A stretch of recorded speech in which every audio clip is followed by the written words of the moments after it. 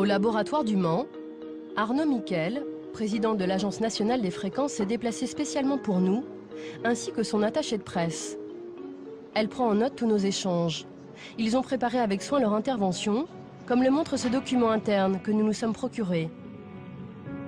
Déterminer le message à faire passer. Anticiper les questions sur la base des informations qui circulent sur Internet, c'est la culture de base des journalistes. Mais le président de la NFR, chargé de faire respecter les normes, semble bien embarrassé lorsque nous abordons l'aspect sanitaire de ce seuil. Quand un utilisateur téléphone avec un téléphone qui est conforme, est-ce qu'on risque strictement rien pour notre santé?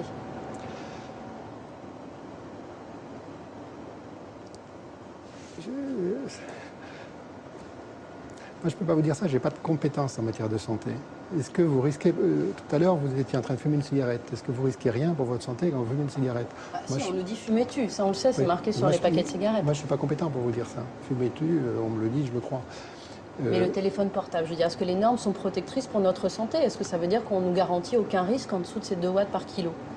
Dans le rapport publié, la mise à jour de l'expertise en France, qui a été soulignée, c'est qu'en l'état actuel des connaissances, ces limites ne sont pas susceptibles, un téléphone qui respecte ces limites n'est pas susceptible de causer des dommages à la santé.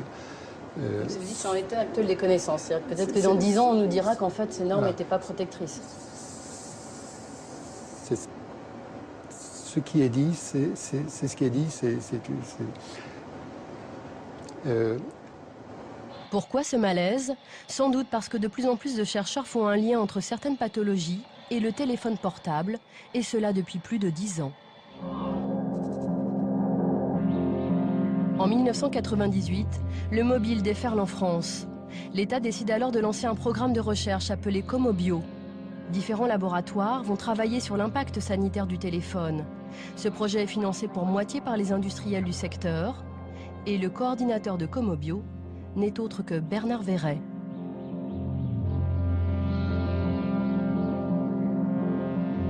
À l'INSERM de Montpellier, Alain Privat faisait partie des équipes de Comobio. Il est l'un des plus grands spécialistes mondiaux du système nerveux central. À l'époque, ce neurologue expose des cerveaux de rats à des ondes 3 fois plus fortes que les normes du téléphone portable. Au bout de 15 minutes, il voit apparaître des lésions. Il poursuit l'expérimentation en baissant l'intensité des ondes.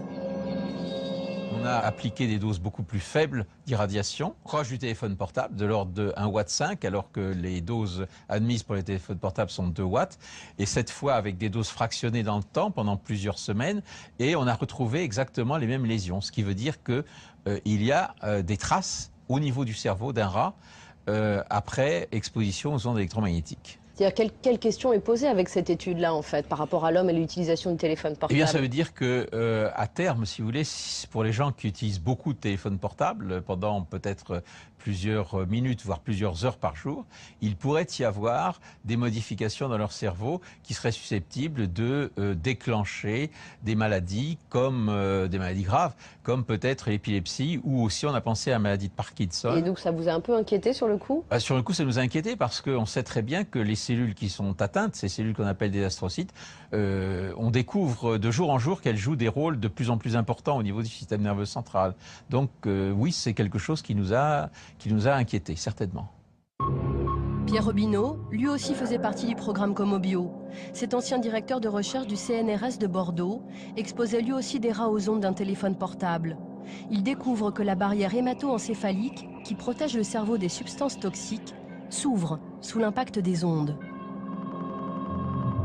Ça permet apparemment l'entrée de substances qui n'ont rien à faire là, que certaines de ces substances peuvent être toxiques, et que d'autres, de toute façon, même si elles ne sont pas toxiques par elles-mêmes, vont entraîner une réaction inflammatoire, donc qui n'est pas saine. Prenons un exemple, par exemple, je sais pas, moi, vous fumez, il peut y avoir des goudrons présents dans votre sang, ils peuvent très bien se retrouver dans le parenchyme cérébral, alors qu'ils n'ont rien à y faire.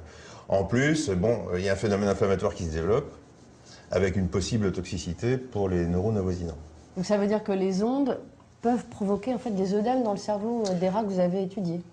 Oui, je suis même certain que là, dans ces conditions-là, on va avoir au moins un micro-œdème. Inquiet de ces résultats, il conclut en ces termes. Nous postulons que si ces événements se produisent de façon répétée sur une longue période dans le cerveau humain, cela pourrait présenter un risque pour la santé en raison de l'accumulation potentielle de dommages et de substances dangereuses dans les tissus du cerveau. Lorsque Pierre Robineau souhaite publier son étude, il s'oppose au directeur de Comobio, Bernard Verret. Monsieur Verret comptait publier des conclusions qui n'étaient pas les miennes à ce travail. C'est-à-dire En particulier que c'était inapplicable à l'homme, en substance, hein, je résume, hein, alors que moi je pensais que c'est tout à fait applicable à l'homme, ce qui a été vu sur le rat. Voilà, et donc je ne voulais pas retirer cette simple phrase des conclusions qui était que bon, c'était pas montré chez l'homme, bien sûr, mais enfin il n'y avait aucune raison de penser que ces résultats-là ne puissent pas s'appliquer à l'espèce humaine. Nous présentons ce projet d'étude à Bernard Verret où son nom figure. Il est même remercié à l'époque par Pierre Robineau pour sa relecture. Et qu'est-ce qui vous dérangeait à l'époque justement dans son étude? C'était qu'effectivement il posait la question sur l'homme. Est-ce qu'effectivement, parce qu'il dit ça peut être problématique pour l'homme, les résultats que j'ai trouvés. C'est une interprétation.